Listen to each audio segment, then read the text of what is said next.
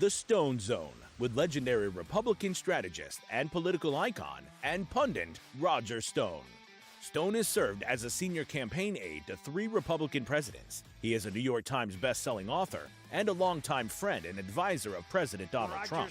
As an outspoken libertarian, Stone has appeared on thousands of broadcasts, spoken at countless venues, and lectured before the prestigious Oxford Political Union and the Cambridge Union Society.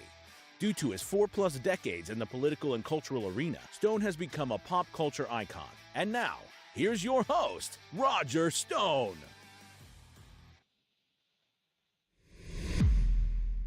Welcome, I'm Roger Stone, and yes, you are back in the Stone Zone. Well, if you are a political junkie or you're interested in history, well, today is the show for you. Last weekend on my 77 WABC radio show, The Roger Stone Show, which is aired from 3 to 6 p.m. Eastern Time on the most powerful, influential AM radio station in America, I had the privilege of interviewing Ken Khachigian, who has written a terrific new book. Ken Khachigian was a speechwriter for both Presidents Richard Nixon and President Ronald Reagan, but he was, as his book revealed, so much more than just a speechwriter. He became an intimate advisor to both presidents at a time when I was working actually in 2 of the same campaigns with him in a far junior capacity. He has written a fascinating book, and our ratings last weekend were, I think it is the second biggest show we've done. The only other one that was larger was with President Donald Trump. The name of this book is In Behind Closed Doors, in the Room with Reagan and Nixon. And now Ken Khachigian, political strategist, a speechwriter, presidential advisor, an all-around good guy, joins us on the Stone Zone.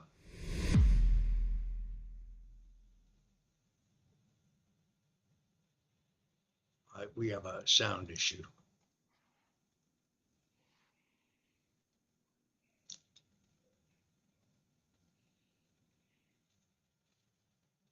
Let me say, while Ken is working on the microphone, that people need to recognize. Okay, I'm on now.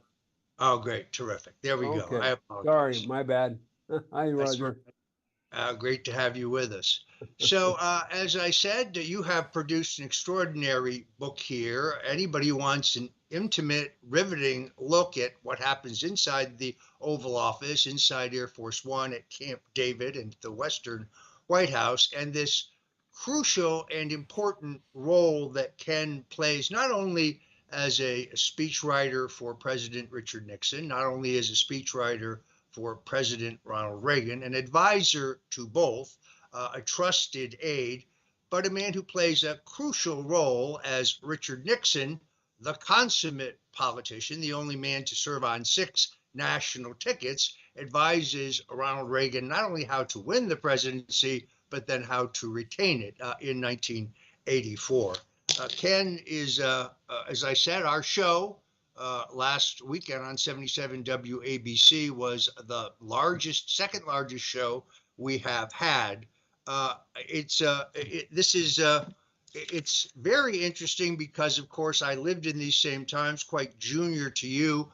When I went to my own files, I had so many copies of so many of the memos that President Nixon had given you to pass on to Reagan, because, well, Nixon believed in a belt and suspenders, as you know.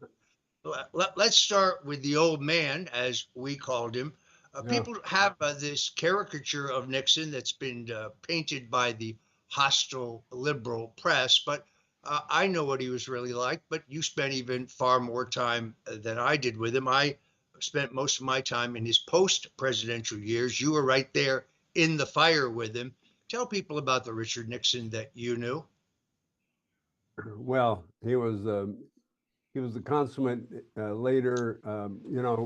I got to know him first in the White House in the campaign in 1968. I was a very junior guy, and then worked very hard to get his election, and then got into the White House, and then was in the fire during Watergate, And then the last few days, and of course, that's the first chapter, as you know, the first chapter of my book, Roger, is the last days of Watergate, last 7 or 8 days, which I document. And as you know, I was the only person there that said I didn't want him to resign. And that's when I learned how steely our fight was in those last few days, and how difficult the war was. And when I got to know him was after he resigned, which I didn't want him to do, but he left for San Clemente, and about 10 days after he resigned, I followed him to San Clemente. I was still in the White House, and Ron Ziegler called me and said, "We need to have your help." And I said, "Of course, I'm going to come out." And here I was, 29 years old, and here he was just a few days after his resignation. He was broke. He didn't have a job. They were trying to disbar him in New York, disbar him in California. They were after him for back taxes. They were harassing him. The prosecutors still wanted to indict him. There were subpoenas flying back and forth. And I sat down with him for the first time one-on-one. And my life was devastated, 29-year-old young man. And he had lost the most precious thing in his life. And you asked me about the President Nixon I know. And he sat down with me, and you've been in that office in the Western White House, and where I've sat for so many years with him. And he in the bay window with the Pacific Ocean over his shoulder, and he said to me, "Ken," he says, "don't get down." He said, "We've got to look forward. Don't be discouraged. We're going to look ahead. We're going to get this past this."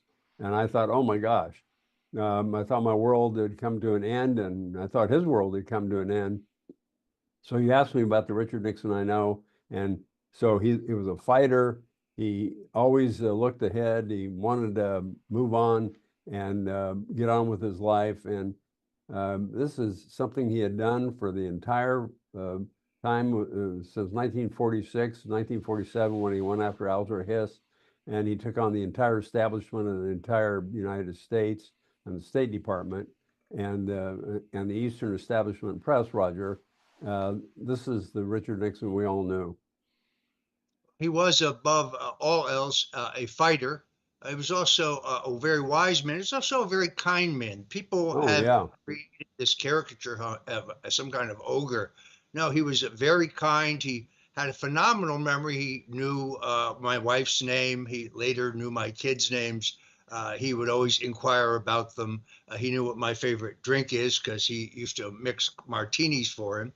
In 1984, I had the job of going to Saddle River every Friday to brief him on the latest from the Reagan campaign, a formal briefing with polling, stuff that Ed Rollins would give me once a week and say, here's what we want the old man to have. And he could be, as you know, he was great company. And he knew all kinds of history, de Gaulle, Churchill, Eisenhower, getting stoned in Caracas.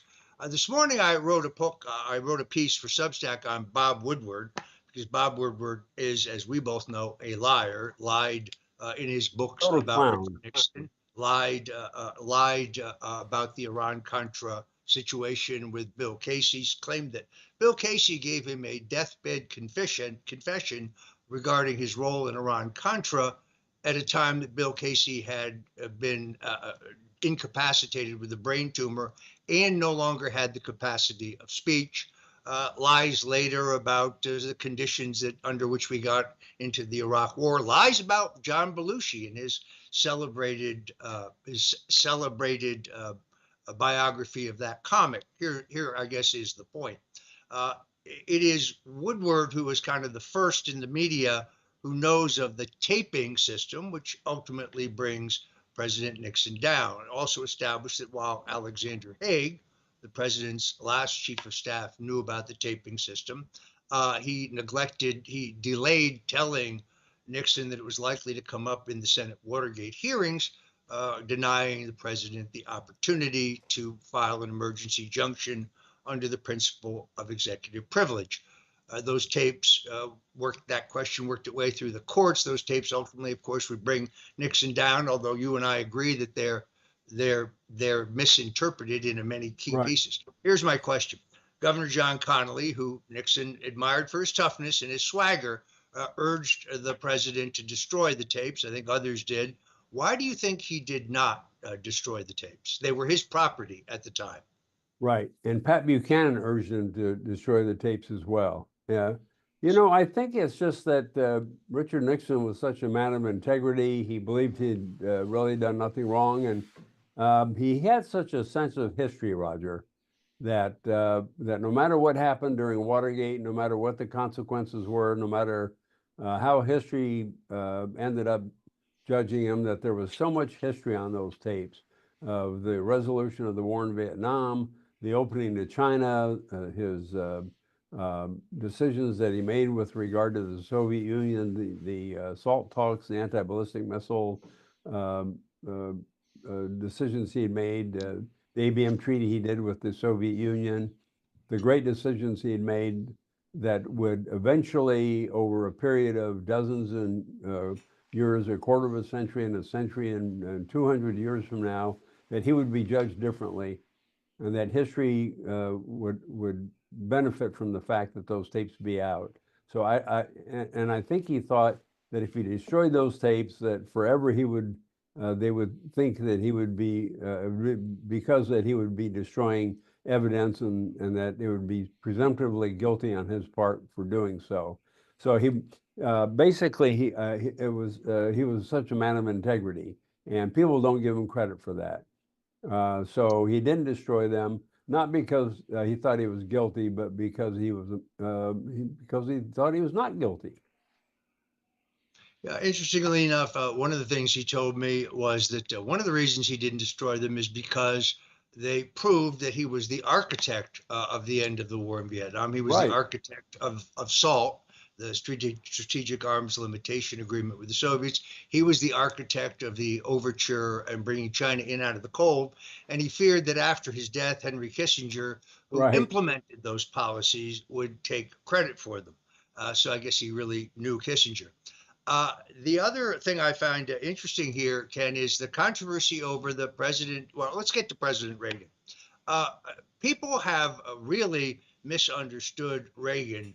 I think it was Clark Clifford who wrongly called him an affable dunce. Your book proves that not only is Reagan quite smart and quite savvy, but he's very much his own man. He's in charge. He knows what he knows the tone of what he wants to say. He knows the pace of what he wants to say. I was very impressed in those parts of the book, and I've now read all of it.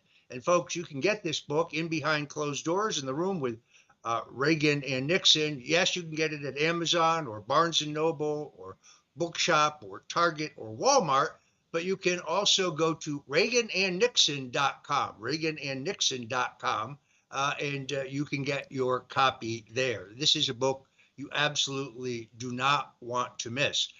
So talk to us about Reagan, because I think I'm happy to see this new movie about him because it helps correct that record. But history does him a disservice. First of all, they're trying to play down and ignore the incredibly successful presidency in which he gave us a robust economy, rebuilt our military, appointed conservatives to the court, and took down the Cold War, at least prepared the path that would happen. Talk to us about what Reagan was really like. Well, you're right. It was Clifford that called him amiable dunce, and I found and there are 3 chapters in my book. I'm glad you pointed that out. There's 3 chapters in my book that one of the reasons I want people to read is I had extensive conversations with him where he talked about the economy and how, and he went on and on. I made extensive notes because I thought it was so important to history that how he was an economics major at Eureka College, and people thought he was didn't know much about the economy, but he was knew extensively about the economy, especially because he did a lot of reading and studying, and he believed so strongly in the free enterprise system and about lowering taxes, and he gave all these long lectures to his staff about that. This is when Murray Wiedenbaum was in the room with him, and Alan Cranston and all his economic advisors, and Martin Feldstein, and he would, and Marty Anderson, and he would point to them and say, look, fellas, he said, you got to understand this about the economy, that, you know, when you lower taxes and cut regulations, you unleash the human qualities of people in the free enterprise system, and the economy will explode. And I think, you know, sometimes I don't think they were paying attention to him, especially you know, the people around him that Bush brought in, Baker and Darman and Gergen and Stockman, who opposed all these policies, the supply side policies. But Reagan knew all about that. He was a brainiac when it came to economics. So that's what people don't know about him. And I'm glad you brought that up.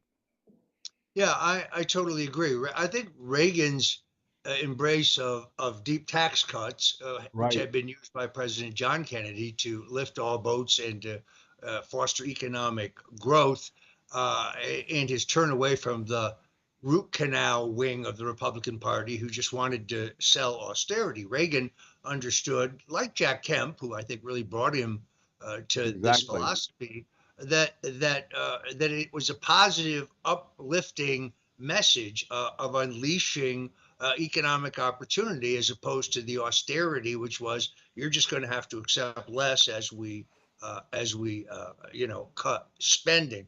Troy was, of course, not born when either one of these presidents were at the height of their popularity and public figures, but I'm going to let him ask the next question.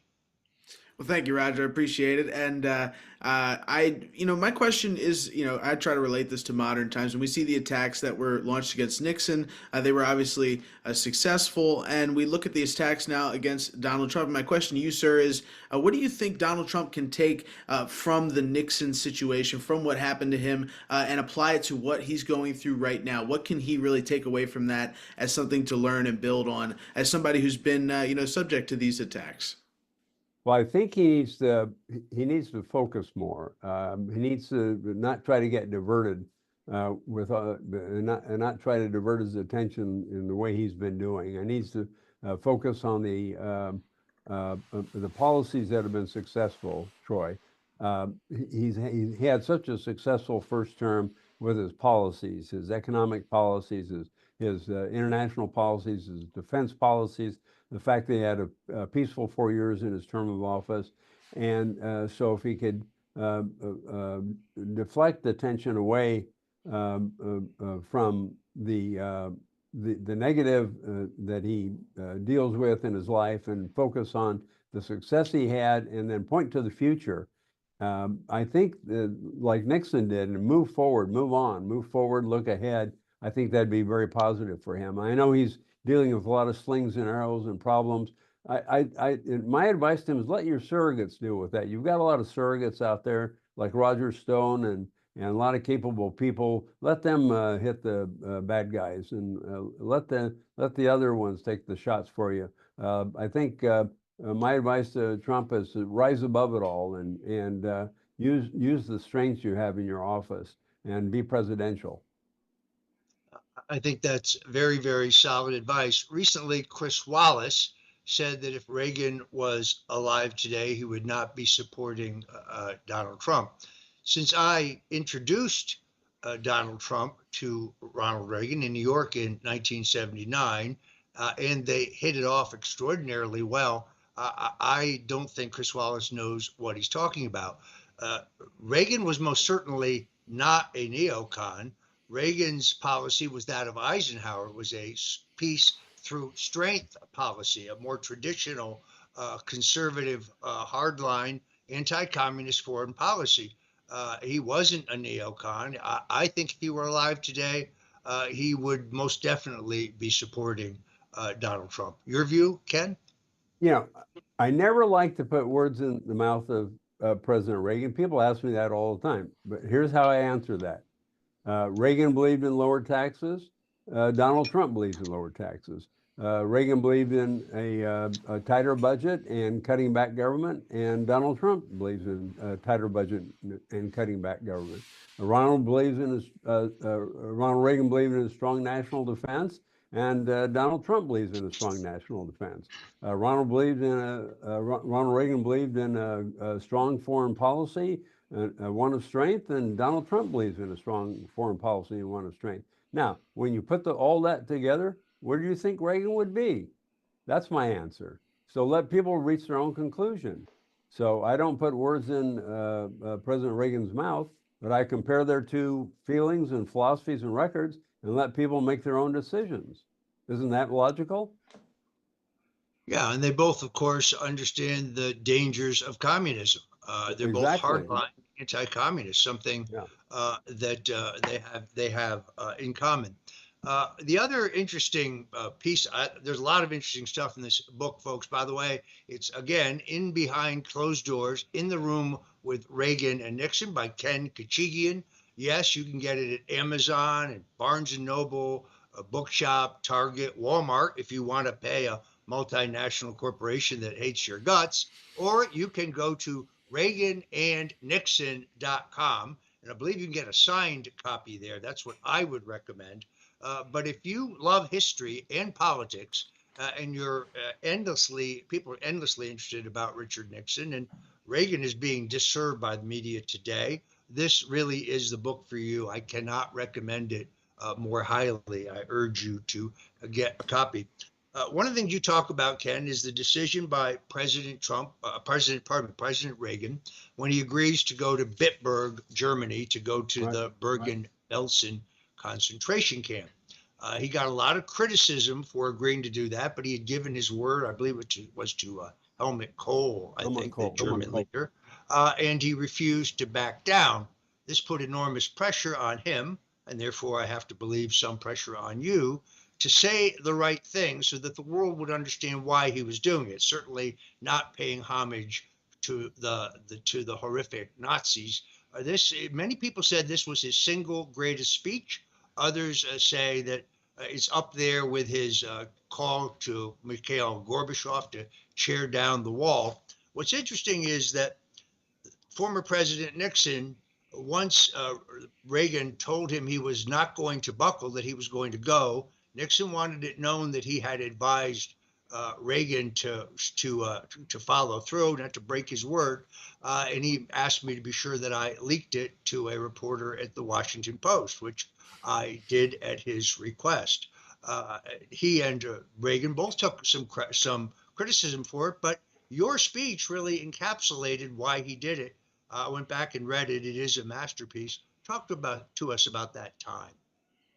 Well, as you remember, President Reagan, that was his first personal crisis of his presidency. We came off the landslide victory in 1984.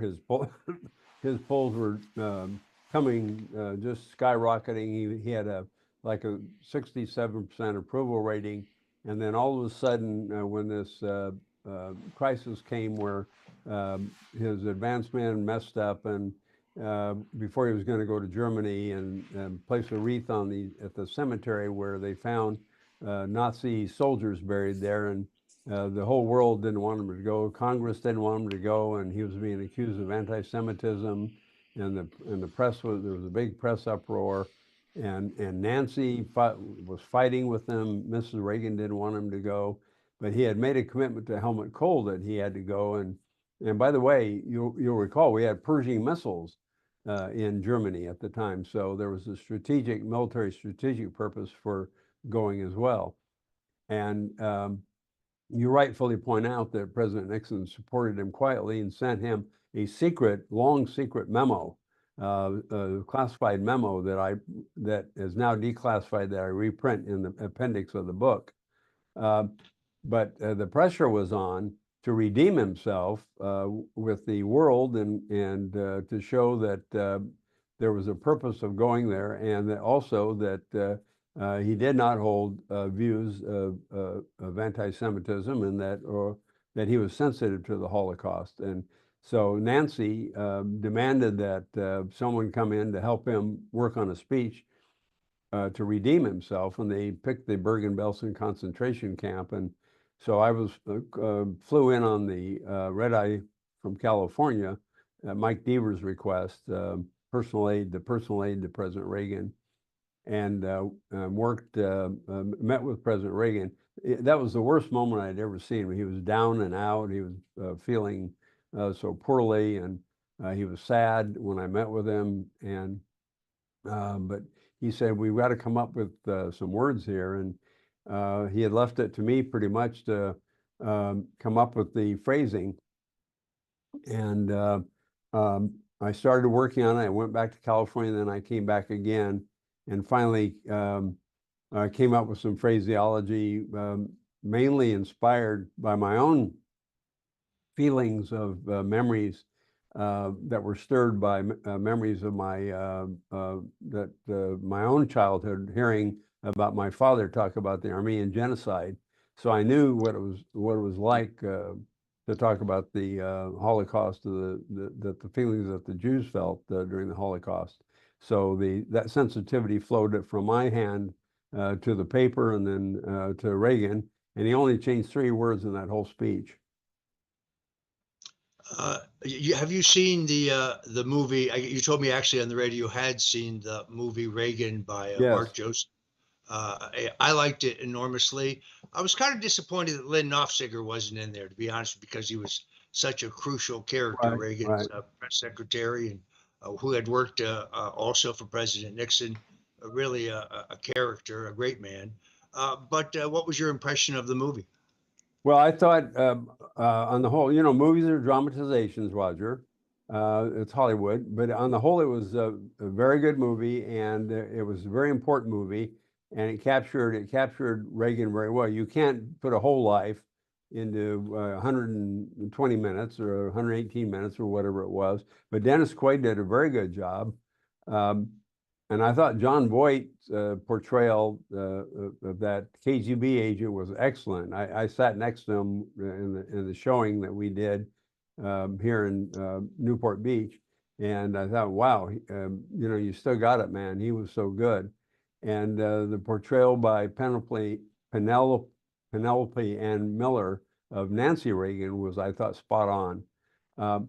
But I thought it was such an emotional capture of him, and they dramatized a lot of the portrayals. I think the scenes with Tip O'Neill and Reagan, there was a lot of it was Hollywood, but that's normal. But on the whole, they captured the Reagan years and the Reagan administration, and how he handled the different aspects. But the essence of it about the revolution he brought to the economy, the revolution he brought to foreign policy, a strong national defense, about ending the Cold War, about his opposition to communism, about his relationship with Mrs. Reagan.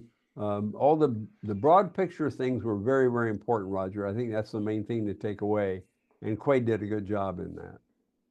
Yeah, my good friend Robert Davi plays Brezhnev. It's a small but a meaty role. He does a great job. One of the reasons I love your book so much is, well, Ken, you and I dislike all the same people. maybe that's because we're real Reaganites. Reagan came to believe that his 1982 tax increase was what was among his single greatest mistakes. He writes that in his diary.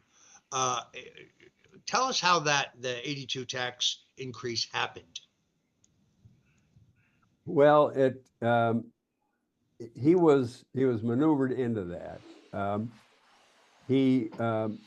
I met with him just before his 82 State of the Union address, and just before that, as we met in December of 81, I was brought in just to consult with him. I didn't actually work on the speech, but they wanted me to consult with him on it.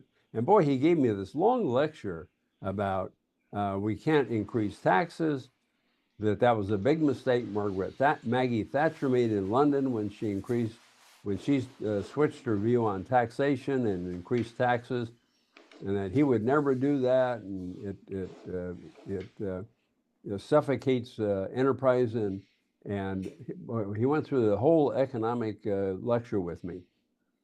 And then all of a sudden, he started changing his mind, and I couldn't figure out what was going on. And I realized what I found out was I found a bunch of secret documents in the National Archives that nobody else found. And it was the notes taken by Sarah Fritz, the U.S. News reporter. And as you know, there's these gossip columns in the news weeklies back in the day. Newsweek had called, I think theirs was called Periscope. And U.S. News had their own column. And Sarah Fritz was the reporter, and they did background and off-the-record interviews. Well, she had left it to the archives and made it public. And in that's where I found out that Gergen and Baker and Darman and Rich Williamson and Craig Fuller and all the rest of them were working behind President Reagan's back to maneuver him to work with Congress to raise taxes in that 82 tax bill called the Tax Equity and Fiscal Responsibility Act, TEFRA.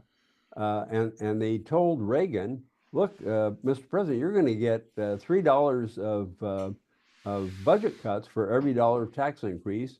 And by the way, you're not going to really raise taxes. These are just excise taxes. They're not really tax cuts or tax increases anyway. So they convinced him that he wasn't really raising taxes. And by the way, you're going to get these massive budget cuts. Well, all of this was a lie.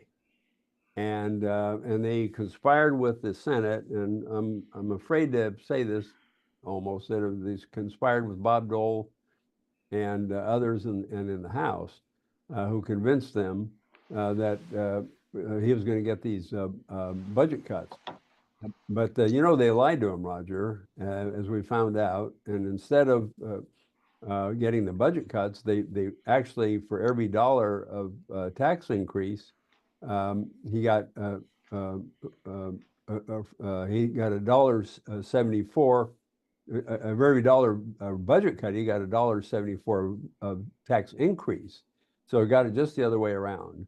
And he said to me later, he said that was one of the worst mistakes I made in my presidency. And the fellows misled me. He was so mad. Yeah, it's interesting. You'll go through that list: Jim Baker, Dick Darman, Rich Williamson. None of them, of course, supported Ronald Reagan for the presidential nomination in 1980. Of course, you really nailed Dick Wirthlin, the pollster, one of the most duplicitous human beings I've met in a 45-year career in American politics. There are times when you do things out of principle. Sure, of course, sophisticated survey research is useful. Reagan had the courage to swim upstream nationally when he thought he was right about something. And of course, he gets proved to be right. Let's go to probably his most famous speech, where he challenges Mikhail Gorbachev to tear down the wall dividing East and West Germany, the Iron Curtain.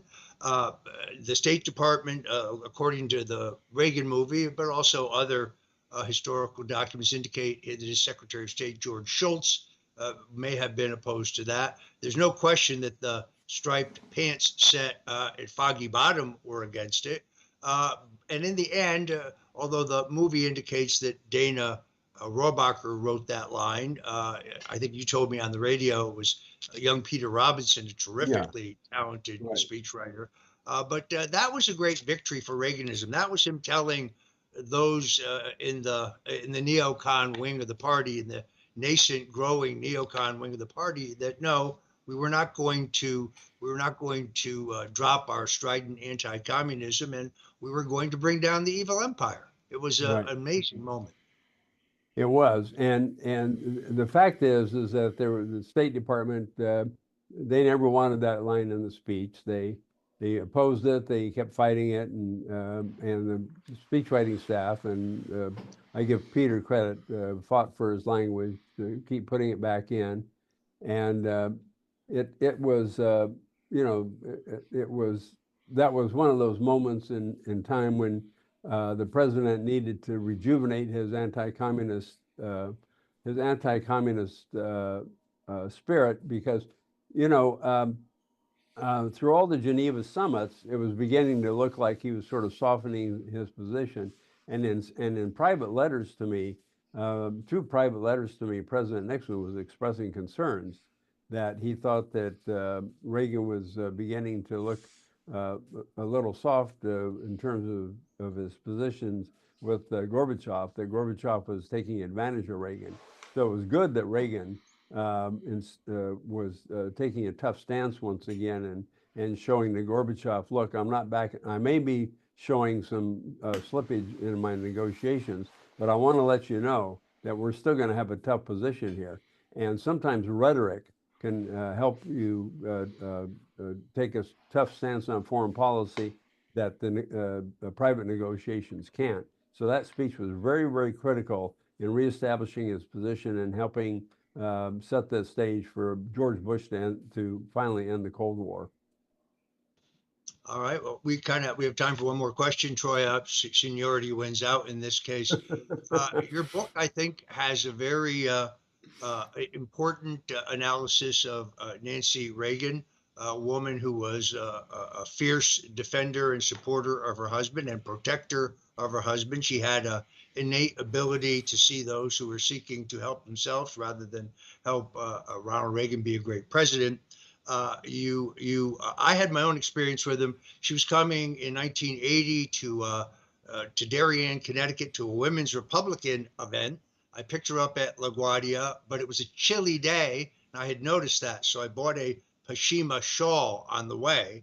And when we got there, it was chilly. It was an outdoor garden party. She wore the shawl. From that day forward, I could do no wrong with Mrs. Reagan. She visited New York, New Jersey, and Connecticut, and she always treated me extremely well. But you describe tensions over his final address to the Republican National Convention, again, considered among his greatest speeches, which you worked on with him, where he wanted to call out the Democrats, and she was already beginning to think about his post-presidency in a softer, less strident, maybe even less ideological image. I'm not giving you much time to answer this, but tell us about the Nancy Reagan you knew. Well, she was my ally almost all of the time, and I listened to her because she gave me great insight into President Reagan, and I admired her. I mean, she was his best friend, and every piece of advice she gave, I listened to. But on that 1988 convention speech, we had lunch at the patio at the ranch, and everybody said they didn't want a partisan speech, and I said, fine, look, whatever the president wants is what he's going to get in the speech. I'm not in charge of the language of the speech other than giving him a draft. And we had lunch, and she said she kept emphasizing vision and vision and vision and not a partisan speech. But what happened, Roger, is that the Democrats in the convention prior to the Republican convention beat the hell out of him, and they were slamming him, and he got tired of it. And so it was the president himself that wanted the tough language, not me. And, you know, I gave him some language about defending his administration, but he made it tougher and tougher. He kept making it tougher and tougher every time he edited the draft. He threw in the kitchen sink. He wanted to defend his record. He wanted to defend his administration, and he was getting tired of getting kicked in the butt. So at that point, I had nothing to do with it. I wasn't in control. And, you know, my position was I wasn't the president. He was. He was in charge. It was between him and, at that point, it was between him and mommy. If they wanted to resolve the issue of who's going to be tough and not tough, that was up to them. But I think she felt that I had some magic wand that I waved over him to control to what went in the speech, but I didn't. All right, folks, once again, the book is In Behind Closed Doors, In the Room with Reagan and Nixon. Ken Khachigian, not just a speechwriter, but a shrewd political analyst, a strategist in his own right, and advisor to both these presidents. Also, I think the man most responsible for electing one of the last great governors of California, George Deukmejian. You need this book, folks. You can get it at Amazon or Barnes & Noble or Bookshop or Target or Walmart, but you can also go to ReaganandNixon.com. I believe here you can get a signed copy. This is, if you love history and you love either or both of these presidents, this is a book you must have. I want to thank our guest, Ken Khachigian, witness to history and a truly great American. Thank you so much for joining us today in the Stone Zone, Ken. Great to be in the Stone Zone, Roger. And Troy, good to see you. Stick with it, boy. All right, folks, I guess it was 2020, in the run-up to the election, I went to an incredible Trump boat parade on the east coast of Florida. As I recall, we cruised from Jupiter to Palm Beach and back. It was a letter-perfect, very sky blue day. There was barely a cloud in the sky. And as far as you could see, there were boats with all kinds of Reagan banners and so on. I said then to my wife, who had just been diagnosed with cancer, and this was kind of her last outing before her treatments began, that other than maybe a Republican National Convention, it was one of the greatest single political experiences I had had. Well, there's a boat parade coming up this Sunday. That's right, folks. The weather has cleared here. There is, fortunately, God's will. We were not hit in South Florida badly by Hurricane Milton. And in fact, the weather prognostications for this Sunday are to be a beautiful, beautiful day. Carlos Gavidia is the impresario who put together the last boat parade that I went to, which has been the best. But this year, he has topped that. This is going to be the mother of all Trump boat parades. It's this Sunday, starting at 11 o'clock in Jupiter. The day before, Saturday, there's a music festival that you're also going to want to get to. And let us know when Carlos Gavidia is ready, or let's run that video so people can get some idea of what this is like.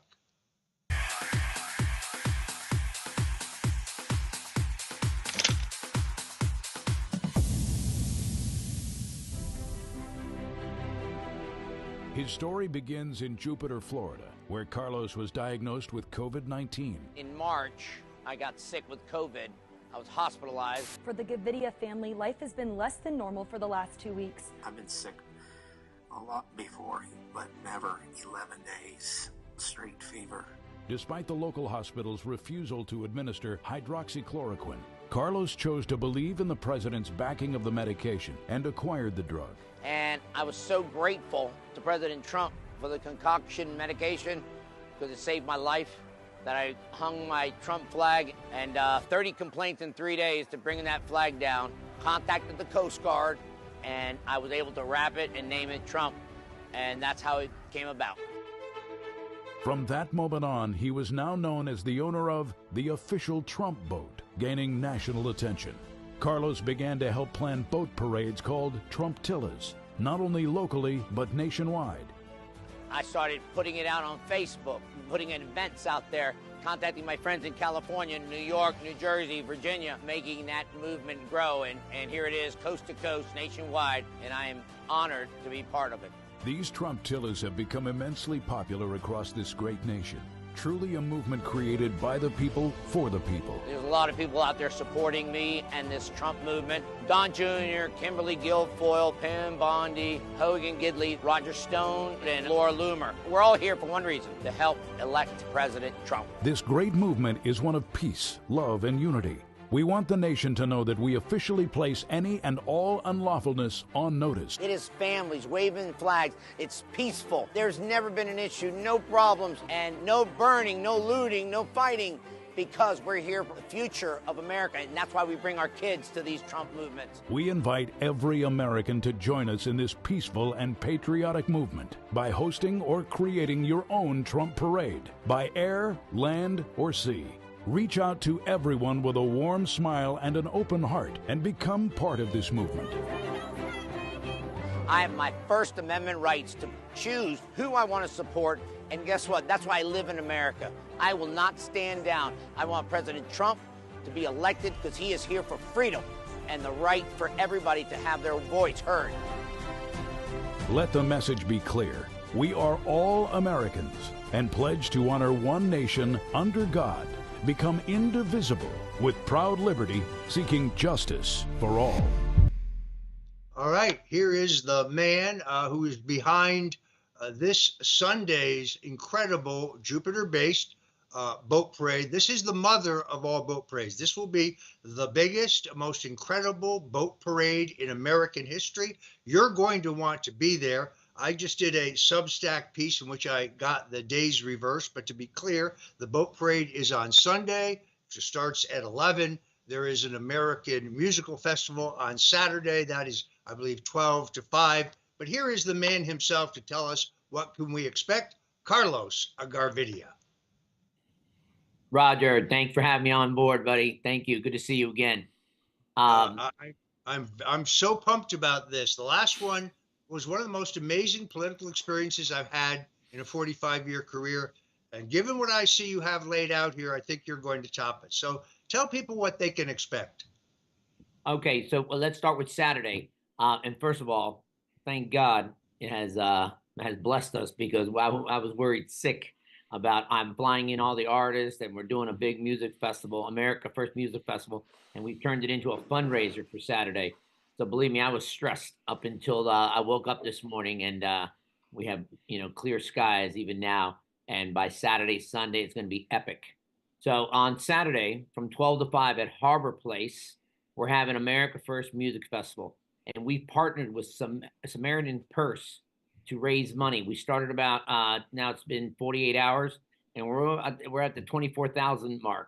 So not bad for 2 days, and we just getting started. So my goal is to raise $100,000 this weekend for the victims of Florida devastation and the North Carolina. These people need as much help as they can get. And we went with Samaritan's Purse simply because it was President Trump endorsed them. It's ran by Mr. Graham, and we believe in that fundraiser. They're on the ground, boots on the ground, helping. But we've got 10 amazing Christian-based singers that are singing from Nashville, LA, North Carolina, South Carolina, and a couple locals here. Natasha Owens is coming from LA. We got Becca Shea. She's amazing. She's coming from Nashville. We also have Jimmy Levy. I mean, if you've never heard him sing, he's got a voice that will knock your socks off. The local legends are, Ricky Young, James, Anthony James. So we're really expecting a huge crowd here at Harborside Place, and it's all family friendly. I got face painters, I got balloon artists. We got the snow cone machine for the kids. So we really want, I didn't call it a Christian festival because I wanted everybody to come. I don't care if they're Democrats, independents, Jewish, agnostic. I want everybody to be there because I want everybody to see good values. That's our goal. Just like President Trump wants to bring Christianity back to America, our goal is to make sure we bring wholesome values back to America. And that's why instead of having a captain's party like I've done 10 other times where it's just everybody's partying, I really wanted to change it up and change the motto. And this is how I did it. So this is Saturday from 12 to 5. You don't want to miss it. It's a free event for everybody. No, there's no charge. If you'd like, I'd really love for you to go to my Instagram, carlos.gavidia1776. And there's a link in my bio. Donate directly to Samaritan's Purse. I didn't want to do a GoFundMe where people take I wanted it all 100% the links to go to Samaritan's Purse. Then as we close up Saturday, we're getting geared up for the ultimate fundraiser for the Hurricane Trump Boat Parade. We changed the name. We wanted to make that a fundraiser too. We want to be out there waving the flag to support and raise money for the victims of North Carolina and Florida. That's who need it the most right now. And we're getting an overwhelming response. We've got a lot of VIPs that are coming. Unfortunately, RFK Jr., he was going to be there, but God bless him. His mother passed last night. So let's pray for his family that I know it's a difficult time, but we still have a lot of VIPs coming. Jessica Krause from House of Habit has been helping me promote it. She's already here in Palm Beach. We'll be seeing her tomorrow. And Eric and Laura Trump are going to be there as well. And I'm sure Don Jr. and Kimberly, but we're going to we have a list of VIPs, and we've had 2,100 boats as of yesterday signed up and ready to go. So this is going to be an amazing event, and the sun is going to be shining. We are completely blessed by God that it's going to be, the sky is parting and the sun is shining. We are really blessed. No rain, and the wind is only going to be five miles per hour. So we are really, really excited to show our patriotism. But one thing about these, it started back in 2020 when President Trump could not rally because of COVID. Well, we changed that for him. We started doing 1,000 boats. We even had 4,000 boats in Tampa with Pam Bondi, Guinness World Record. I mean, that was the biggest parade. And Roger, the one you on, I mean, that was an amazing boat parade. It's going to be just as amazing this time. Unfortunately, some things that have changed, and I hope everybody's going to understand. The helicopters that we're going to do the parachute jumping and carry the flag. Unfortunately, they're on a super big mission. Walter, who has this 2 Stavorsky helicopters that have done my parades every single time. I spoke to him, and God bless him. He's doing life-saving work. He's been in North Carolina pulling people out of their rooftops, and I certainly could not push to have him here to fly the flags and do paratroopers. He's doing God's work and saving people. So we're gonna take that money that we were gonna pay him, and we're gonna donate it tomorrow. On Saturday, we're gonna donate it to Samaritan's Purse. We want that money to go to a good cause, just like he's doing. So God bless Walter for what he's doing with his 2 helicopters. And it's not going to be we're not going to have the air show, but it doesn't matter. The patriotism is going to be amazing. You experience it yourself, Roger. People are going to be flag waving. It's going to be exciting. So can't wait. I got my mega shoes ready to go for all my VIPs.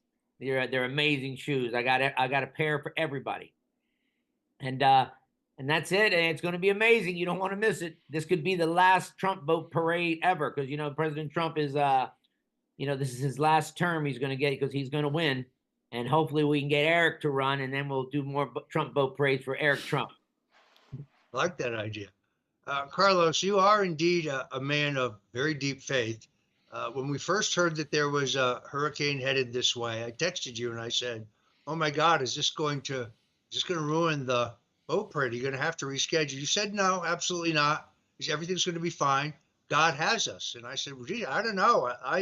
I hear this is going to be bad. It's going to hit late, and it could really disrupt the Jupiter." He said, "No, it'll be 400 miles out to sea by then. We're going to have the most perfect weather you've ever seen. I know it."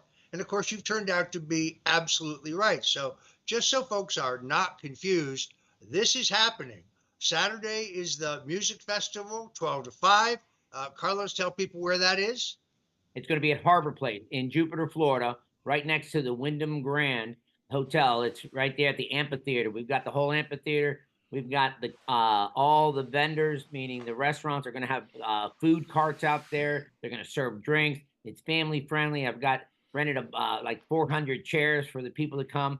It's going to be an amazing event. It's going to be really something not to be missed. And of course, it's a free festival for everybody. We've had some amazing sponsors that have really come out and help us, to rent the equipment. Julie and Freddie Hyatt, and even Volt Gold, from California. I mean, a lot of people support President Trump. It's been amazing. They really, really are. And a lot of individuals that just, they just said, "No, I just want to help in any way I can." So God bless them, and God bless President Trump. And we're going to get him back in office, and then we're going to make Eric Trump run, because we want Eric Trump in office next. I like that idea. Well, I wouldn't mind making Pam Bondi the next governor of Florida while we're at it. I love Pam. So let's say, Carlos, I'm just a guy who's a Trump supporter, and I got a boat, whether it's a small boat or a medium-sized boat or a big boat, and I want to participate in the boat parade on Sunday, which starts at 11 o'clock. What do I do? You should be at the lighthouse around 10:45. Because Eric and I are going to be on the bow of the official Trump boat, We've got a lot of gifts we're going to be giving out. We give out official Trump hats.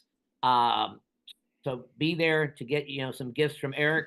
He's going to be tossing them out off the bow of the official Trump boat, and Laura Trump will be there as well. So we'll have a bunch of goodies to give away, lots of flags, and we're excited. So be there. Then what we're going to do is, once I do the blessing of the fleet, which will be around 11:30, we'll do the blessing of the fleet, and then we're going to, if you can clear the way for the 3 lead boats. I've got 3 boats because a lot of VIPs. It's going to be the official Trump boat, and then I got a 50 MTI and a 42 Valhalla. We're going to clear the way, and I'd like to go down southward bound on the ICW, but at a slow pace. We want to really protect the manatees, and we want to make sure we don't go through any no wake zones. We want to go 5 to 7 miles per hour, play some patriotic music, have some cocktails. Everybody have a great time. Wave the flags, show your support, and show your patriotism. Roger, I still got that video of you dancing in the background. You got some moves, I got to tell you. So that's what we want. We want everybody. We want families out there. We want them on the bridges. We want them on the shorelines, showing your support. This election is probably the most important election in American history. I mean, this is going to really save our country. And everybody's got to understand that this country is in a spiral downward, and we really need to save what's happening, not only for ourselves, but for our future of our children. It's scary to think if we keep going the way, Tampon Tim, I'm sorry. He's just completely messed up Minnesota. And I don't think it's the way America should be. So I'm doing everything I can in my power to ignite the vote. We need everybody to vote. Carlos, there is another way people can participate if they don't have a boat. What amazed me last time is there were hundreds and hundreds and hundreds of people on both sides of the intercoastal cheering us on, carrying Trump signs, waving flags. So tell folks the route so they can cover both sides of the intercoastal. Absolutely. So, and that's very true. Every bridge was covered. They took sheets, hung them over their flags over the bridges. So we're going to go southbound from Jupiter.